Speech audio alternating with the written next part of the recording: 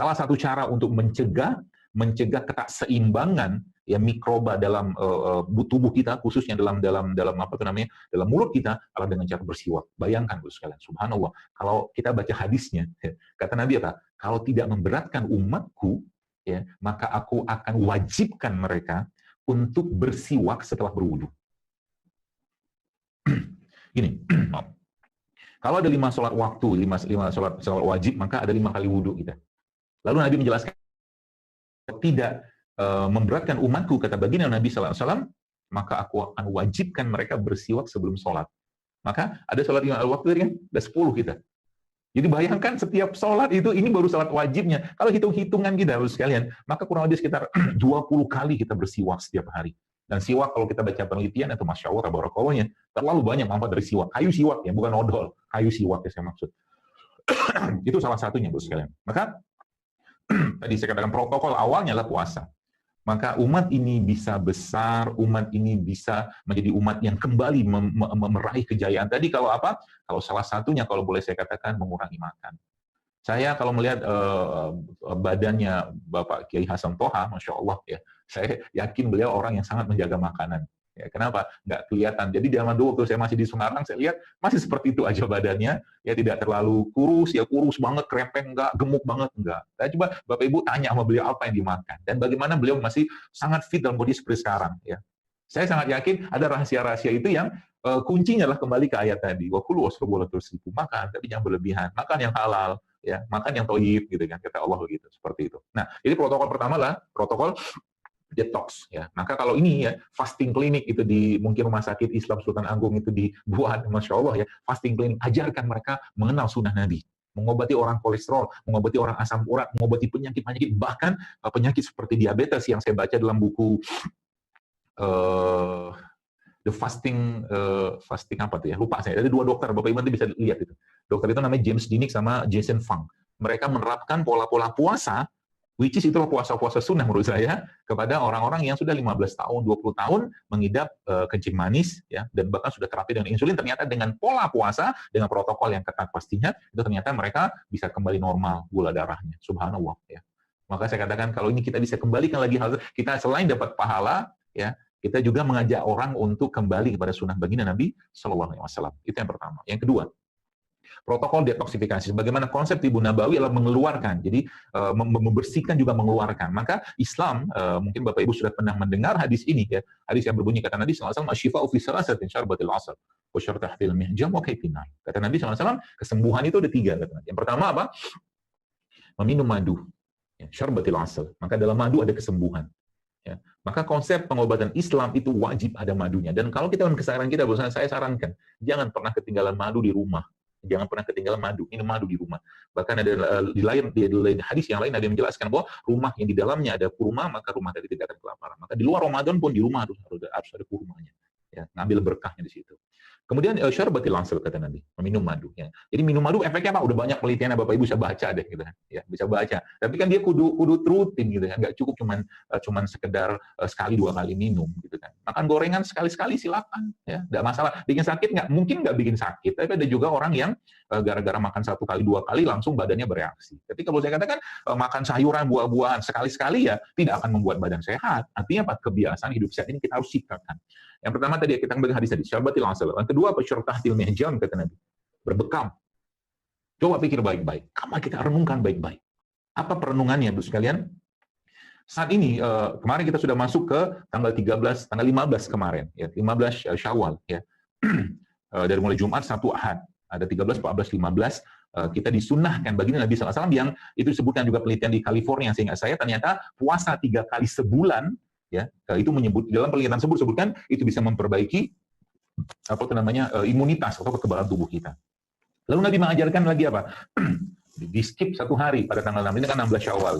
Maka kata Nabi apa? Ada hadis lagi Nabi menyebutnya berbekam pada tanggal 17 atau 19 atau 21, maka itu akan menyembuhkan penyakit.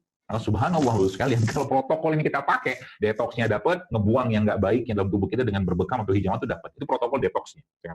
Ya, selain dapat pahala, kita juga dapat manfaat. Ya, karena Islam bicaranya fungsi manfaat itu aja. Ya, kalau nggak bermanfaat bagi tubuh, termasuk kalau kita makan jangan dimakan. Ngapain dimakan?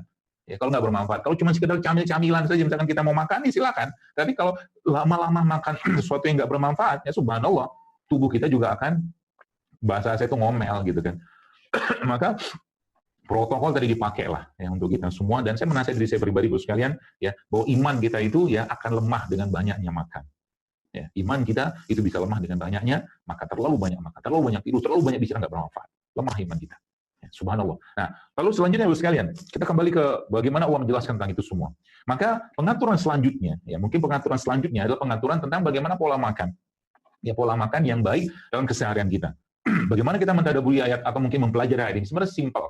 Kalau Bapak Ibu baca di surat Abasa, saya juga pernah menulis tentang itu waktu itu, saya ingat saya, atau di kajian saya katakan, Abasa itu, diet Abasa itu diet yang sangat baik sekali kalau kita mengerjakan. Ya, kalau isi piring kita itu kita bagi 3, maka 4/6 adalah sayuran dan buah-buahan. Kemudian 1/6-nya adalah biji-bijian, dan 1/6-nya lagi nanti akan ada protein. Ya, baik hewannya atau nabati. Dan Islam bukan vegetarian, maka makanlah daging, tapi yang berlebihan. Ya, makan daging karena ada asam amino yang ada di daging tidak ada pada tumbuhan. Ya, maka makan daging tidak masalah. Jangan kontrol makanannya. Ya, kurma sangat sehat, tapi kalau sehari seseorang makan kurma sekilo, masalah juga untuk badannya. Madu sehat, tapi kalau sehari minum madu seliter juga nggak baik, gitu kan? Apalagi macam-macam lah, pokoknya berlebihan gitu kan. Itu jadi pola makannya itu diatur di situ. Ya, maka di sini dunia mungkin boleh saya katakan dunia nutrisi, dunia diet segala macam itu mengenal ya konsep food combining seperti yang sekarang kita banyak kenal. Itu memang jangan mencampurkan makanan terlalu banyak gitu kan. Maka Nabi kalau pengen makan kata Nabi, 1/3 untuk makan, 1/3 untuk minum, 1/3 untuk udah. Itu sebabnya dalam Islam makan bukan untuk kenyang. Tapi makan itulah memberi hak ke badan kita. Kasih dia haknya. Haknya apa? Ya makanan-makanan yang kalau sering saya sampaikan itu living food. Dan itu gampang kok sebenarnya kalau kita memperbaiki. Dan akibatnya Bapak sekalian, apa yang terjadi gini? Sebenarnya tubuh kita ini diberikan kemampuan oleh Allah untuk memperbaiki dirinya sendiri. Asal diberikan bahan bakar, yang bahasa saya itu bahan bakar dan bahan baku yang tepat dan kondisi yang tepat. Kalau sudah diberikan kondisi benar, maka insya Allah dia akan memperbaiki dirinya sendiri kok. Ada puasa, ada bekam, Masya Allah ya. Tambah lagi dengan ada makanan-makanan yang halal dan tauhid. Nah, lalu kita berlanjut ke edisi selanjutnya. Tentang tadi kalau kita makanan tentang konsep isi piring. Si piring ya. Jadi kalau si piring itu kalau dibagi dengan 3 tadi, maka insya Allah tidak akan banyak masalah kepada kita. Asal jangan berlebihan juga. Ya. Kemudian yang selanjutnya adalah bagaimana Al-Quran menjelaskan tentang tanaman-tanaman yang ada pada Al-Quran atau tumbuhan-tumbuhan yang ada pada Al-Quran. Ya. Ada 21 jenis tumbuhan Al-Quran, ya. Ada beberapa mungkin kita tidak bahas semua. Ada madu di situ, kemudian ada zaitun, ada habatus sauda, ada bawang putih, ya, ada wangi-wangi macam-macam lah. Ya. Nah, yang akan saya bahas hari ini, sekarang mungkin tidak banyak, tapi mudah-mudahan ini bisa memberikan semangat untuk kita menjaga badan ini. Kalau kembali ke konsep awal tadi tentang amanah yang disampaikan oleh Ustaz Hasan Toha tadi, ya maka berpikirlah. Kalau saya katakan, cobalah kita berpikir. Ketika Allah menciptakan kita dalam keadaan yang sempurna, maka berazamlah, berniatlah untuk mengembalikan titipan raga ini kepada Allah dalam keadaan yang baik pula. Jangan dizolimi. Seperti itu. Jangan terus-menerus badan ini dimasukin dengan makanan-makanan, minuman, segala macam yang nggak baik. Sekalian. Janganlah. Ya, maka mulai hari ini boleh saya katakan, mari kita berazam ya untuk menjadikan hidup sehat itu sebagai bagian dari rasa syukur, bagian ketaatan kita pada. Dan bagaimana protokolnya simpel, tinggalkan yang nggak baik dulu. Sebelum tinggalkan yang nggak baik, bersihkan dulu dengan puasa dan berbekam.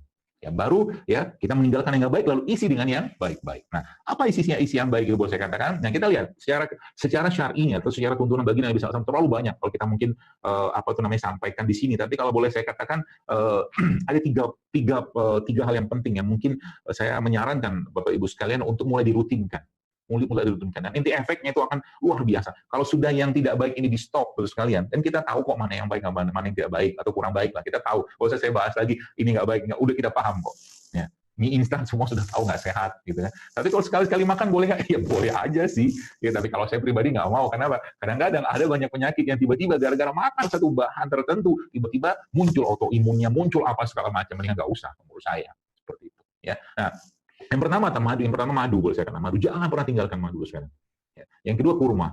Nah, yang ketiga zaitun. Yang keempat ada 4 maaf. Madu, kurma, zaitun, dan habatus sauda. Ya, Bapak. Jadi itu 4 hal tadinya. Madu, zaitun, kurma, habatus sauda. Ya. Dan silakan Bapak Ibu mungkin baca penelitian-penelitian tentang itu sudah sangat banyak sebenarnya. Ya, 4 hal tadi. Karena terlalu banyak kalau kita bahas ya. Boleh kan 4 hal tadi kunci dulu. Ya. Ya, jangan pernah lepaskan. Dalam bentuk apa kita makan ini gampang sebenarnya, ya. Terus sekarang kita lihat lagi, kita mulai turun lagi. Jadi kalau kita bicara tentang Al-Qur'an, kita turun lagi ke negeri ini. Negeri ini Bos sekalian, boleh saya katakan adalah blessing country. Kita ini negeri yang diberkahi.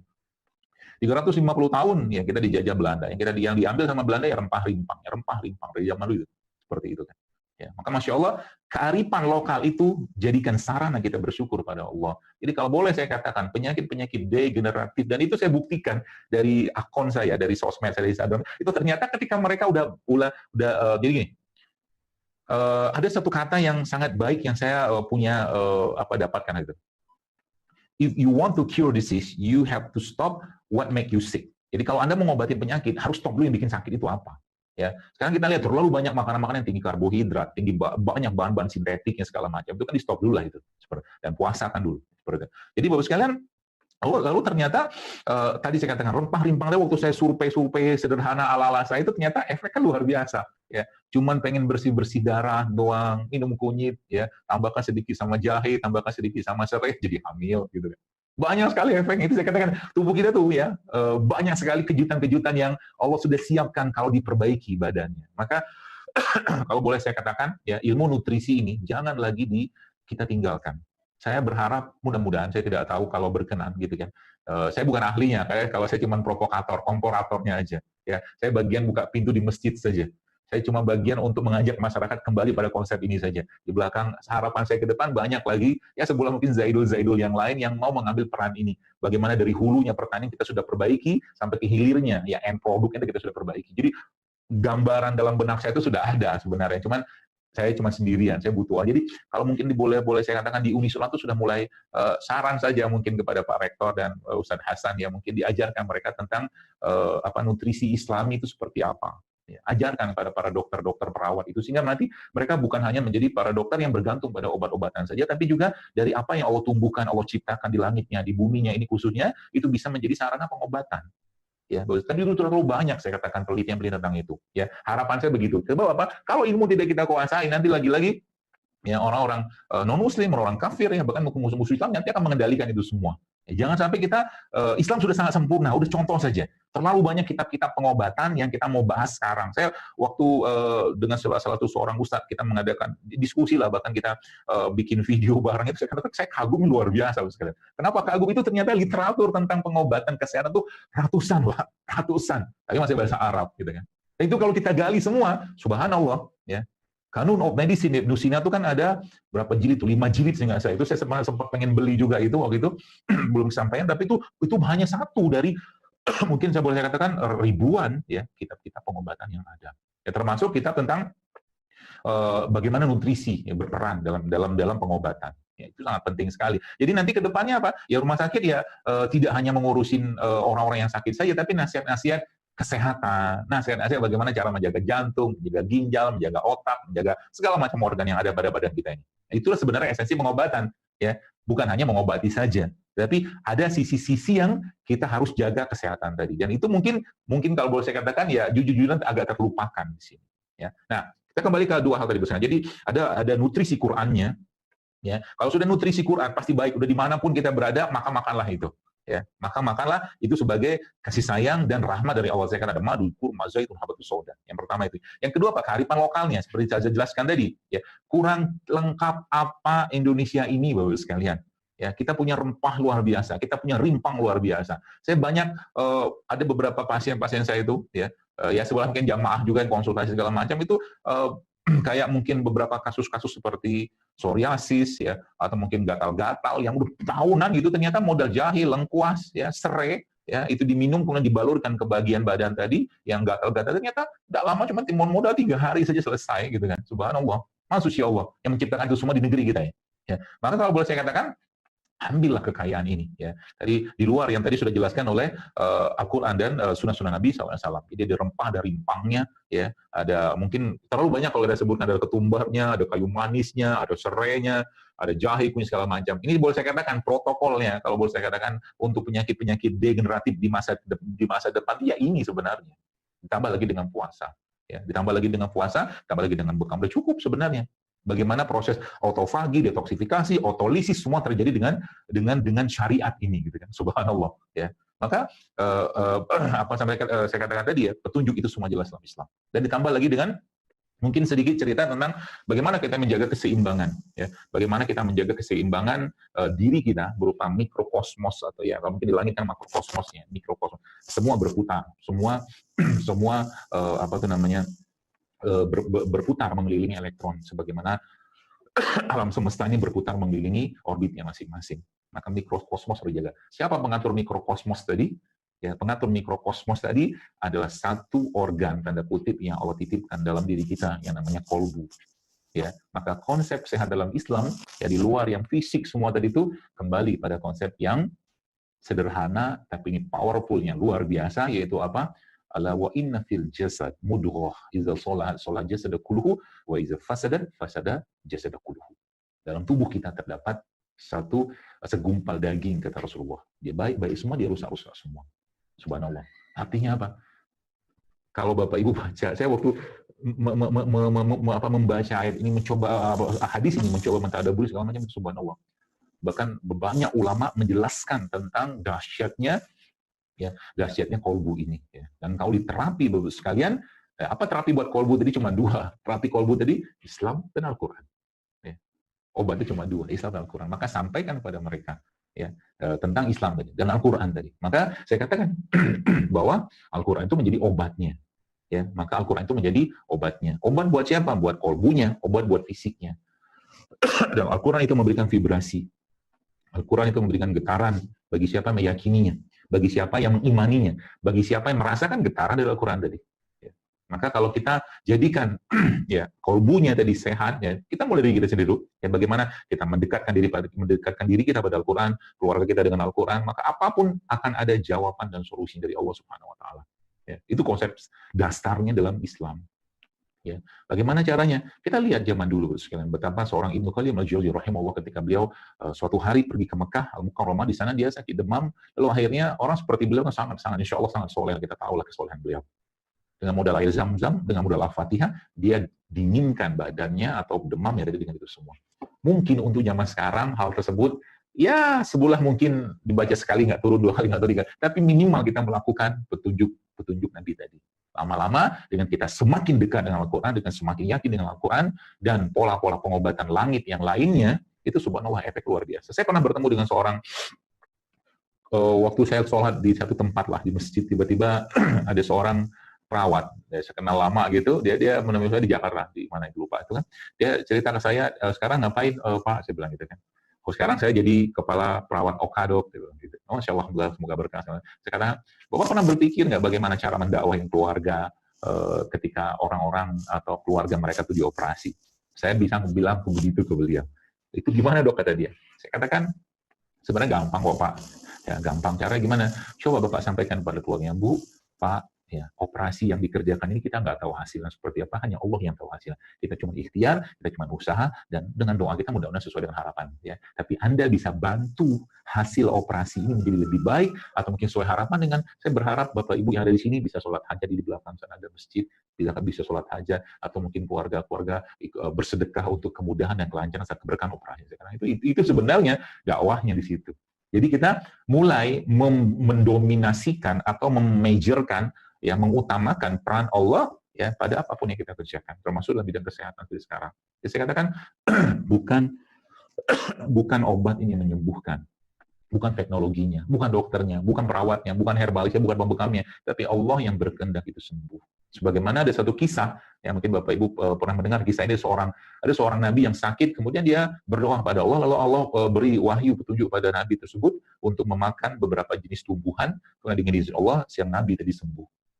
Tidak lama kemudian sang nabi sakit kembali dengan sakit yang sama, dia memakan formula yang sama, tapi ternyata Allah tidak sembuhkan dia, dan Allah menyinggungnya, kata Allah, engkau lupa berdoa, kata Allah. Masya Allah, Islam itu sangat-sangat indah. Ya, bagaimana kita menjadikan doa sebagai senjata, zikir pagi petang sebagai perisainya kita, sodako sebagai penolak bala, ada puasa, ada zakat, ada haji, Masya Allah, tabarakallah. Tambah lagi dengan makanan-makanan sehat tadi. Ya. Maka kalau itu dikerjakan, biasanya kita mulai praktekkan tiap hari ya, insya Allah pasti sehat lah. Mukmin itu pasti sehat. Kalau ngikutin ini tadi, ya ngikutin apa yang dijelaskan oleh Allah dan Rasulullah SAW, pasti sehat insya Allah. Cuman masalahnya itu nggak semudah itu memang. Nafsunya atau lingkungan kita, ya baru saja mau hidup sehat, tiba-tiba ada teman ngajakin makan ini segala macam. Ya, maka ciptakan komunitas yang mengajak atau mungkin membawa kita juga hidup sehat. Karena bahkan dalam urusan agama pun kata Nabi SAW, seseorang itu ya agamanya dengan siapa dia bergaul, gitu kan. Kalau bahasa saya juga dengan kalau urusan makanan juga akan seperti itu. Ya, maka mulai mungkin harapan saya mungkin di harapan aja ya. Kalau saya kan nggak bisa memerintah, ya, harapan mungkin di rumah sakit disediakan kedai-kedai sehat, ya kedai-kedai jamu atau apapun bentuknya, resep-resep yang ada saya share di IG juga itu, masya Allah silakan diambil sudah. Kalau Ustaz Hasanto sudah mewakafkan dalam bentuk mungkin harta atau apapun, kalau saya apa yang ada di Instagram sudah saya wakafin juga untuk Allah, mudah-mudahan bermanfaat. Saya kira mungkin itu sekalian, semoga bermanfaat dan mudah-mudahan ini menjadi semangat kita untuk mengembalikan kesehatan ini kepada baginda Nabi SAW. Dan mungkin satu lagi mungkin sebagai penutup, kalau habis ini kalau ada pertanyaan silakan, tentang bagaimana konsep-konsep apa itu namanya simbiosis ya, atau simbiotik lembaga kita. Ya. Mungkin kita pernah mendengar ada istilah ada probiotik, ada prebiotik. Jadi probiotik ya tentunya kita tahu itu adalah salah satu makanan atau produk yang bisa menyehatkan dengan adanya bakteri-bakteri di sana. Ya. Prebiotik adalah makanannya probiotik. Ya. Maka ya prebiotik dari mana? Sayur, buah segala macam itu prebiotik semua. Termasuk kurma juga salah satu prebiotik yang paling baik. Ya. Madu juga ada mengatakan prebiotik, ada yang mengatakan probiotik. Ala kulli hal, yang saya mau jelaskan atau saya mau mengajak Anda, mari kita mulai gaungkan ya ke depan ini. Karena boleh saya katakan, kita nggak tahu sekali lagi buat sekalian wabah ke depannya kayak apa. Ya. Entah virus atau apapun lagi depan, waliyahzubillah, kita berlindung pada Allah dari itu semua, ya, tapi kita harus siap. Dan sarananya adalah dengan cara menguatkan kembali umat-umat atau makhluk-makhluk yang ada pada tubuh kita ini. Yaitu apa? Ya, bakteri-bakteri yang hidup normal di usus, bahkan di usus ada, saya pernah baca sekitar 19 juta jenis bakteri normal di sana, dan itu banyak kayak diketahui, dan semuanya ada bakterinya. Ya, maka saya katakan probiotik dan prebiotik ini menjadi masa depan kita ke depan, ya masa depan kesehatan ke depan kalau kita mau kembangkan, ya kembangkan menjadi salah satu sarana untuk menjaga tubuh kita dari berbagai macam penyakit, ya virus, bakteri segala macam. Ya, dan kita Indonesia juga sangat populer dengan berbagai macam jenis makanan-makanan fermentasi lah atau probiotik tadi ya. Itu sebabnya saya dengan beberapa teman-teman juga mulai mengajarkan tentang cara membuat probiotik sederhana untuk ke depannya, ya agar masyarakat ini semakin aware. Dan itu kalau saya pribadi memang tidak ada kapasitas di dunia keilmuan seperti Bapak Ibu yang ada sekarang, Bapak dokter segala macam ya, tapi saya bermain di masjid saja ya untuk mengajak umat kembali pada konsep-konsep ini. Insya Allah mudah-mudahan Allah mudahkan semua niatan kita, semoga Allah ikhlaskan. Dan lagi-lagi saya katakan ya pengobatan atau kesehatan termasuk dunia pengabdian. Ya, maka ikhlaskan niat kita untuk mengajak orang sehat, ya bukan semata-mata karena ada keuntungan di sana, tapi karena ada keberkahan dan kebaikan yang kita dapatkan di situ. Ya, karena dia dunia pengabdian. Demikian juga dengan dunia pendidikan, juga dunia pengabdian. Ya, mudah-mudahan Allah ikhlaskan niat kita untuk berada di dunia tadi, karena saya melihat Badan Wakaf Sultan Agung ini di dunia itu adanya, pendidikan dan kesehatan. Dan siapa tahu nanti ke depan, mudah-mudahan Allah mudahkan, suatu hari kelak mudah-mudahan, semoga Allah mudahkan, Rumah Sakit Islam Sultan Agung bisa menjadi rumah sakit gratis untuk orang-orang yang tidak mampu, bahkan yang mampu pun silakan berobat ke sana. Allahumma amin. Wallahu a'lam bishawab. Assalamualaikum warahmatullahi wabarakatuh.